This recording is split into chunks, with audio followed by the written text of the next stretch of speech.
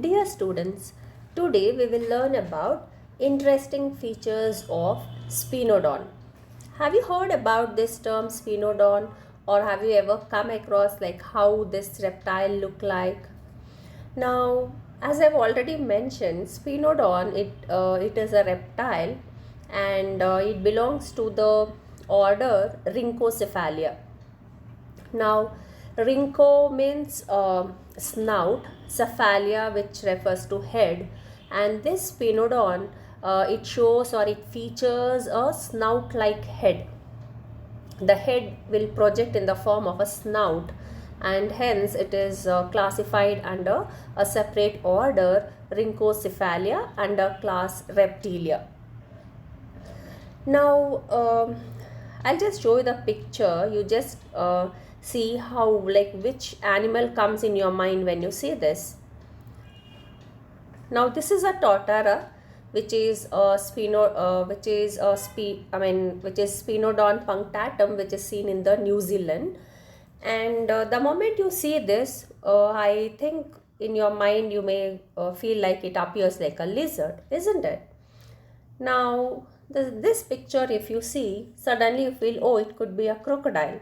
So, this Spinodon is such a species wherein it shows few similarities to lizards and it shows certain resemblance with crocodiles also. And at the same time, they also show some differences with these lizards and also to crocodiles. So they are not exactly lizard, they are not exactly crocodiles. So they share few of the common characters between these two, and in addition they exhibit a very unique characters of their own, which is not seen in lizard nor the crocodile, and hence they have been classified under a separate order Rhynchocephalia. So in this class we will learn about like how these Spinodon species are so unique, what are their interesting features, and how do they differ from these lizards and crocodiles, and when they show similarity between these two animals, like what is its systemic position, and other interesting facts of Spinodon. I am Dr. Lata, Assistant Professor, Department of Zoology, Maharani Science College for Women, Bengaluru. Now let us learn about Spinodon. Now, as I said, this Spinodon, it is confined only to New Zealand and it is not seen throughout the world. And the only living species is represented by Spinodon punctatum, which is commonly called as Tautara. Now, earlier, many species of these many species of Spinodons belonging to this Rhynchocephalia were existed, but then, most of the species got extinct. And this is the only living representative, and because of this, it is called as a living fossil, and it is confined only to few islands near New Zealand. And now you may be wondering, how come when all other species are extincted, how come only this Spinodon punctatum is still surviving? What could be the main reason?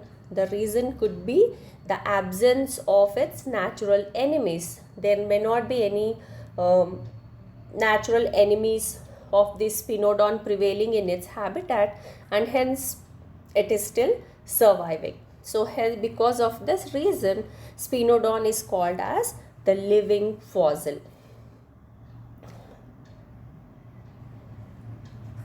So with this background, let us learn about the habits and habitat. Where does this Spinodon lives and how does it live, and what are the other features? Now this Spinodon, it's a burrowing, carnivorous and nocturnal in habits.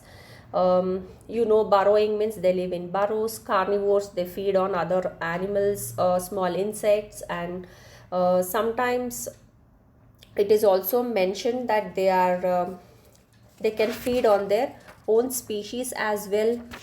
They are also cannibals, and they are nocturnal in habitats. They become more active during night, and this is also one of the surviving strategy wherein like they don't want to come out of their burrows too much in the daytime so that they are targeted by their predators. Hence they become active during night and hence called nocturnal. They live in small holes or burrows in rocks associated with birds, or at times even in water. It feeds largely on invertebrates like insects, spiders, some mollusks or fish, and occasionally even they can feed on a seabird, and that would be its a variety food. And these spinodons, like they are not very actively movable species. They are very sluggish. They move very slowly. So they crawls around a little distance, and they often come out of their burrows and they bask in the sun. They bask in the sun so that they can raise their body temperature.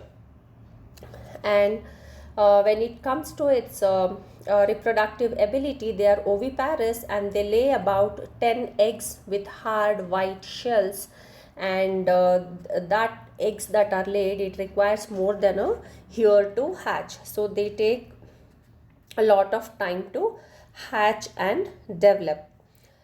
And since the number of these species are becoming less and less, the New Zealand government have also come up with a stricter laws to conserve these spinodon species. Now you can also have a look at this picture at this towards your right hand corner, and observe for the color of the spinodon. Like on the dorsal side you can see it is slightly olive green color, kind of a tinge with scales, and if you look at the ventral side, they all have this you can see here the scales, if you observe, they are whitish on the ventral side and greenish on the dorsal side. And also you can observe for the spines on the crest, on the head, and on the midline of the body, there are spines, right?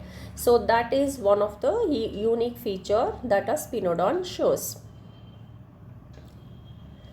Now how do they look like? When you look at its external features, like already as you have seen that picture, they have elongated lizard like body, and they measure about around 70 centimeter in length, and it bears a long bilaterally compressed and crested tail and two pairs of weak pentadactyl clawed limb. So bilaterally compressed, I hope you understand. They'll be compressed from both the lateral sides, and they have a crested tail because on the tail also you find that crest, and crest means the protruded part, the protruded midline, and it shows two pairs of weak pentadactyl link. Penta means 5, having 5 digits, 5 fingers with claws, and here we said it has two pairs of weak pentadactyl clawed limbs, and because of the limbs are weak, they cannot move very actively, hence they exhibit a very slow crawling kind of movement. And it also has a power of it does not have any power of regeneration. So if by mistake if it loses its tail, it cannot be regenerated. And the color, as you have already seen in the previous picture, it looks olive green with yellow spots above and white below, and the upper surface is covered by a small granular scales, and it bears a mid dorsal crest or a frill of spines, as we have seen, and the lower surface it's covered by large squarish kind of plates which are arranged in transverse rows. So this mainly describes the arrangement of scales on dorsal side and on the ventral sides. And eyes were large, dark brown with vertical pupil. And one of the more here in these pictures you can see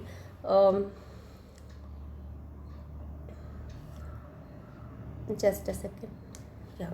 So here you can see the dorsal body side is olive green, whereas this ventral side, this ventral region are showing a squarish kind of plates. here if you observe this portion of the spinodon, you can see the arrangement of plate-like scales on the ventral side. And then one more unique, here you can see the limbs which are little weak, and here you can see the clawed pentadactyl digits. Here also you can observe further digits, and eyes looks brown and it is quite large, and this is the crest or the spines on starting from the head region throughout the body, and similar kind of a crest is also present in the tail, though tail is not very clear in this picture. And one more unique character of or very interesting feature of the spinodon is the presence of pineal eye. You can see here. Now this eye, it is present and it is very clear in hatchlings. When a newly hatched hatchling, if you see, they show a very clear presence of this pineal or parietal or the third eye. Okay, and as and when this hatchling grows, on this forehead, what happens here, you can observe this is in case of an adult, and here the above one is a newly hatched hatchling. On the forehead, in the center of a rosette of scales occurs a transparent scale. The one which is marked round is a transparent scale, below which is the third eye, and this eye is lodged in a parietal foramen of the skull. And this eye was functional in the species that were extinct now. When they existed, this third eye is supposed to be functional because it has a lens, it has a pigmented retina, and it is supplied by a nerve from the brain. So these pineal eye which was there was supposed to be functional in the extinct forms, but in this Spinodon punctatum it is not functional. Now why it becomes non-functional here is because as and when the spinodon grows, then what happens, this pineal eye, it is covered by scales, and since it gets covered by scales, it is becoming non-functional in this spinodon punctatum. Otherwise it was supposed to be functional in all the extinct forms. Now in this picture, and one more unique character of the spinodon is that it shows the presence of teeth both on the upper jaw and on the lower jaw, with a wide space in between. You can observe here the teeth that are protruding above the jaw, and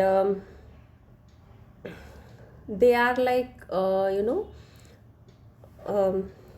if you can observe this area, you can see the teeth and they are widely spaced, and the teeth are also fused with the jawbone, as you can see here. And when it closes its mouth, the jaw on this upper the teeth on the upper jaw will go and fit in the space between the teeth on the lower jaw. And once this teeth erodes, they don't grow a new teeth, and as a result, as and when this spinodon punctatum gets older, it switches to a softer kind of diet, as it cannot chew on the heavier ones. Okay, and then one more thing is this photoreceptor eye we have already discussed, which corresponds to this pineal eye in the younger one and in the older one. And then it also has a power to hear, though there is an absence of any external pinna or any such kind of structures are not seen. I hope these features are clear to you. Moving on, this is what we said about the parietal eye and the third eye. And cloacal aperture here in case of spinodon, it is transverse, and males are without any copulatory sacs. Now, when this spinodon shows or exhibits such a unique characters, how to classify these? Now, as we have already said, this spinodon is referred to as it is referred as a living fossil, because it has retained many primitive characteristics of the fossil or the basic stem reptiles belonging to the Permian period, and it has not changed from past 200 million years ago. And because of this, we call this Spinodon as a living fossil. Now, what are these primitive characters that are still retained in a Spinodon? One is the presence of median pineal eye, a widely roofed mouth, then the three temporal bridges in the skull, and the forward extension of pterygoid to meet omer. These two are the bones that you see on the ventral side of the skull. I hope you will remember the names. You have learned in detail about the endoskeleton of frog, so you should be knowing where exactly you find the pterygoid and the omers.